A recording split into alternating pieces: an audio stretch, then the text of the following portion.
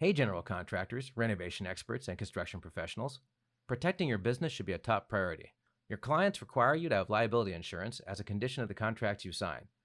By having construction liability insurance, you not only fulfill those requirements, but also demonstrate professionalism, reliability, and a commitment to your client's protection.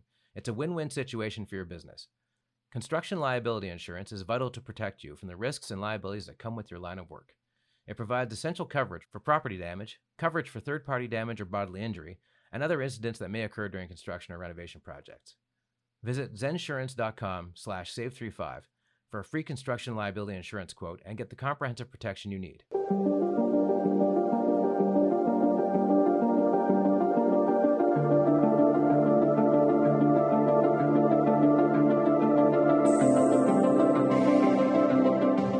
Hello and welcome to the Construction Record Podcast. I'm digital mediator Warren Frey. On this episode, we speak with Jeannine Martin, the newly announced president of the Vancouver Regional Construction Association, about her plans for the organization and the challenges ahead. But first, here's a look at some of the stories we're covering on the Daily Commercial News and the Journal of Commerce. In Ontario, Premier Doug Ford and his government are facing heat after Bonnie Lysyk, the province's Auditor General, said the decision to open the Greenbelt region to housing construction favored, quote, certain developers. She said the Ontario government, quote, proceeded with little input from experts, end quote, and did not weigh the environmental, agricultural, and financial risks, and impacts the 2022 decision to remove some lands from the Greenbelt for development while adding others. Unifor National President Lana Payne is calling out SNC-Lavalin for firing the head of a union that represents hundreds of its engineers and other workers. She's saying Mark Chudak, who led the Society of Professional Engineers and Associates, should be reinstated after he and another staffer at the engineering firm's Can Do Energy Inc. subsidiary were dismissed last month over allegations of sharing confidential information with an outside organization. Payne says the move was retaliation amounting to anti-union behavior and will have an impact on labor relations and employee morale. From the West, WorkSafe BC is using AI to search for new risks.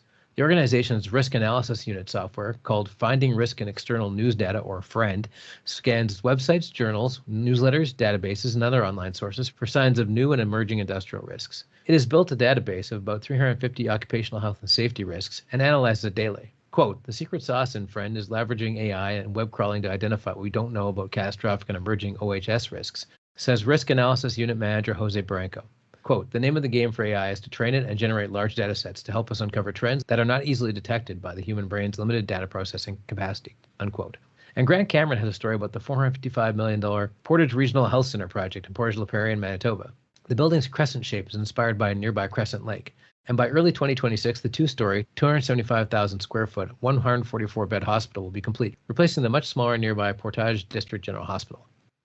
And that's it for the headlines. Now let's hear from VRCA President Jeannine Martin. Enjoy.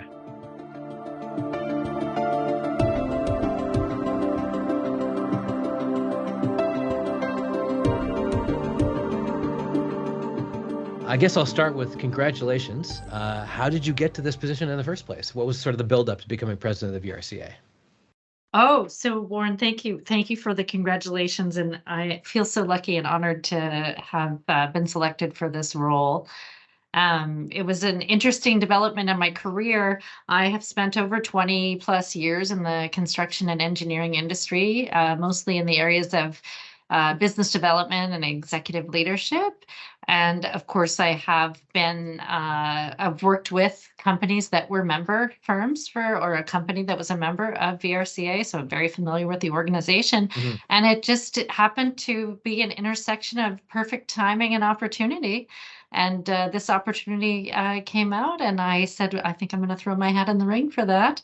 And in fact, after some discussions with the board, it seemed like I was a good fit because of my industry experience, my knowledge and connections within the community, my potential comfort in large crowds, and some ideas on the commercial side for improving the organization. Yeah, you mentioned executive leadership. What were some of the executive leadership roles you've held before this? Sure. So previously, I was the Vice President of Business Development for COE North America, which is an engineering company, about 6,000 people. The North American unit was about 350 at the time I was part of that. And then I was also the Vice President of Business Development for the Carlson Construction Group, which is also locally here in the Lower Mainland. And what do you think, I mean, you're new to the job, but what do you think are the most pressing challenges for you and for the organization in the year to come, given the construction environment we're now in? Right. The pressing challenges, and of course, we connect with our members all the time to make sure that we're up to date, and they don't change at the speed of light. Of course, prompt payment is a huge issue for the construction industry and very top of mind for our members. Some of the smaller construction companies, as I'm sure many of your readers are aware, it's a real issue for them, and prompt payment. Being paid on time is the difference between, surviving in this environment. So that is a top line issue for us. In addition, the labor shortage. Skilled trades are very difficult to find, and it's also difficult to find skilled trades that can live down in the Vancouver, anyone who can live in the Vancouver mainland. And so this is an issue also. And timeliness is interesting. So we are hosting with our partner BCCA next week. It's called a connector event where 57 of our members are coming together to meet over 100 applicants that are in the BCCA skilled trades database. And this is sort of a launch event where we'll connect our members with these potential job seekers. And it's the first in-person from this, and then hopefully launch from here to get our members more access to the more than 5,000 skilled trade workers, job seekers that are in that database going forward.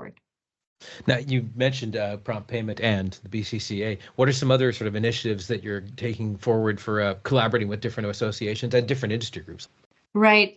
Well, I would say what we're looking at that we certainly collaborate with BCCA and then our other partner organizations, the Vancouver Island Construction Association and the other construction associations in Vancouver. We'd also be looking to collaborate with our friends or our partner organizations in Alberta and see how they're doing things.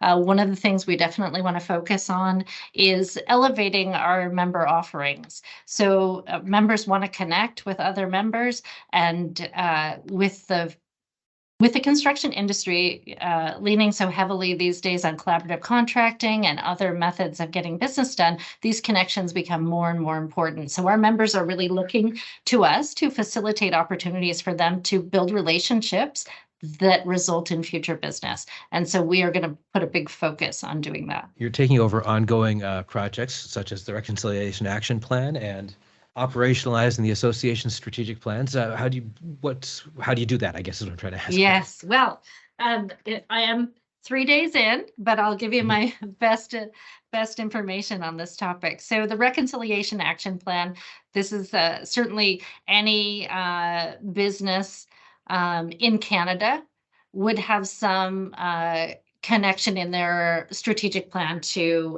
recognizing Indigenous partnerships and attention to reconciliation. And so prior to my joining, Will Poca, who is the chair of the VRCA board, started the staff on a journey of listening and learning about reconciliation. What's the foundation here? What do we need to know? And the point of that is to start that journey is to educate us so that VRCA can provide leadership on this issue. So we've started the journey of listening and learning, and next we'll be developing our Reconciliation Action Plan, and we'll be sharing that with our members and seeing how we can again show more leadership in that area. And then as far as operationalizing the strategic plan, of course, that would be part of that. But in addition, we've just, in the few days I've been here, the staff has been fantastic, getting me up to speed on all the functional areas.